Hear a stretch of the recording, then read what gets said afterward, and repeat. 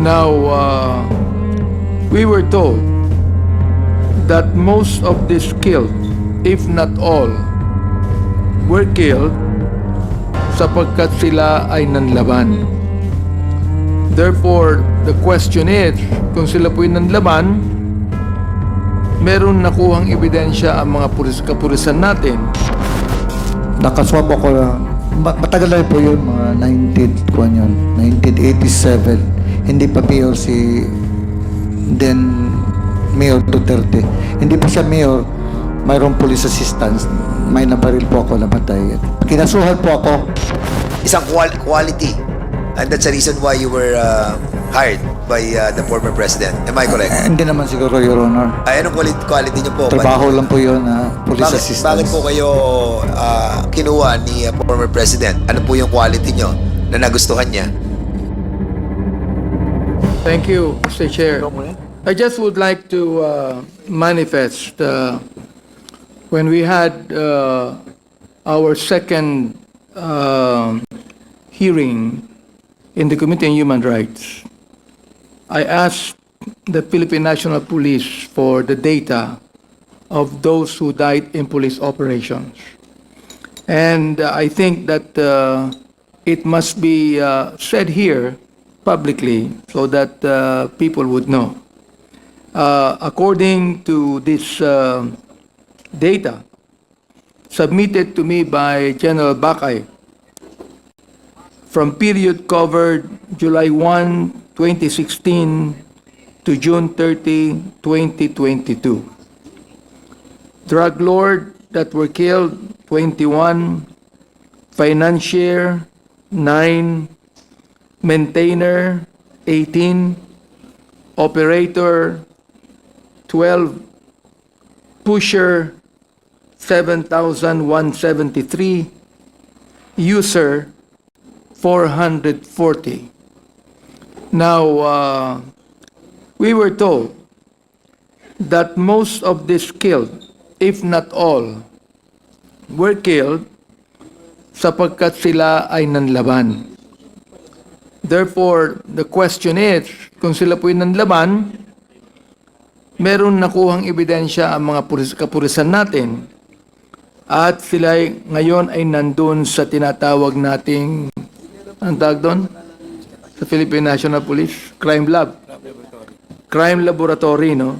Therefore, Mr. Chair, kung 7,173 pushers ang nanlaban at 440 users din naman ang nanlaban, therefore there should be more than 7,000 guns that are in the crime lab of the Philippine National Police today.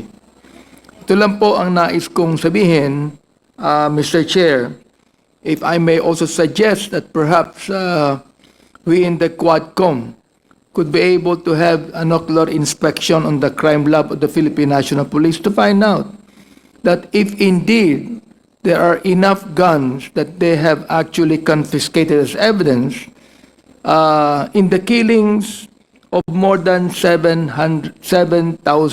people, Mr. Chair.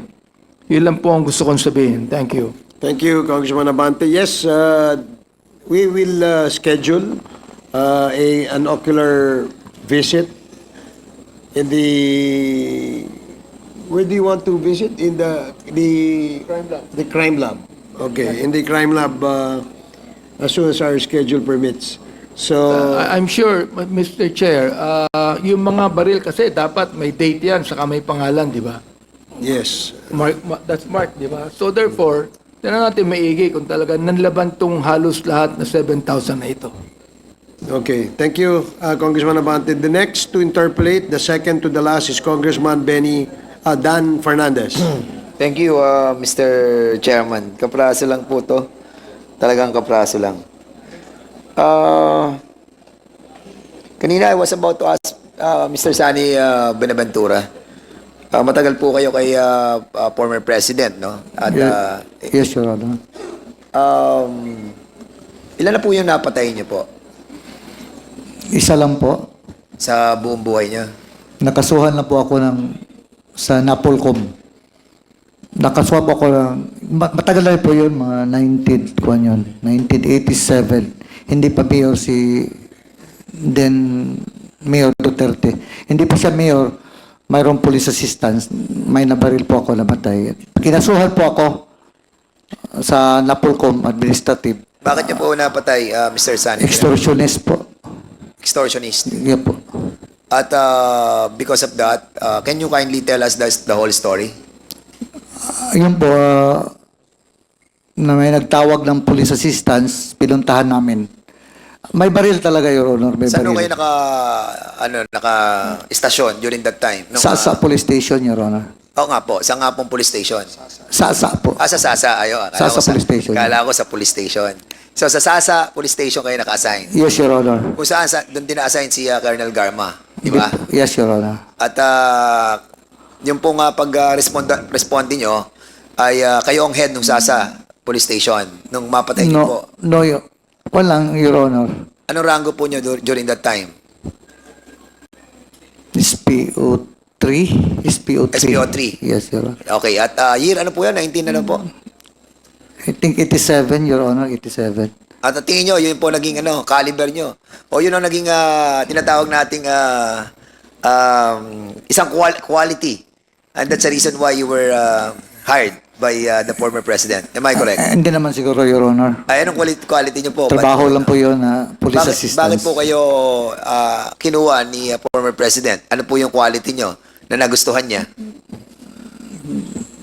Para naging imanan siya ng police, ako ang ibinigay, Your Honor. Ako ang i-assign. And then, after that, kayo na yung nagustuhan niya for 20 years. Siguro. Oho. Driving. At isa lang ako napatay nyo, but according sa kay Secretary, former Secretary de Lima, ilan po yung 7 po ba yan? 7? 7 po yung listahan na sinasabi nyo na what you call this? Na involved si Mr. Sani Benaventura. Yung kanina you mentioned a while ago. Several times. But How many times po? I cannot But say. that is abduction and then killed. Wala yun. 1, 2, 3, 4, 5, 6, 7, 8, 9, 10, 11, Oh. 12, 13, 14. At least 14 cases of abduction before Then killing. killed. Yes. I just remember that it's also, I think, in the affidavit of Mr. Las Cañas that yung abduction was actually suggested by Makasait, Major Makasait, para daw ho ma-soften yung media impact kasi kapag nawawala lang, ganun lang, mawawala. And then, so it's not really reported by media. Hindi katulad ng outright killings or massacre, ay report yung iba sa media. So kaya abduction then killing. Yes. Ay siguro i-amend ko po yung question ko. Kasi ang tinanong ko po sa inyo kung ilan na po yung napatay nyo. Ilan na po yung na-abduct at napatay nyo po? Well, wala. Dito ko kasi, Lord, busy po ako sa trabaho ko as driver security. Opo. Doon po kayo, Your Honor. Hindi ba niyo pwede iwanan ko yun si magkwad ako dyan, magpunta ko lang ibang trabaho. Doon lang po ako, Your Honor. Pero hindi ako... Opo. Kanina po may binabanggit po kayo na ang daming minention po ni Congresswoman Jinky Luistro about the personalities that she mentioned. Halos lahat kilala po ninyo eh. Yung sa Heinous Crime Task Force saka yung sa Anti-Crime Task Force. Kilala niyo po lahat yung binabanggit. Ayun, sir. Kapwa-pulis ko yun, Your Honor. Were you a part of that group? No, Your Honor. Pero driver ka, di ba? Driver, bodyguard. Hindi man yun sila sa amin, Your Honor.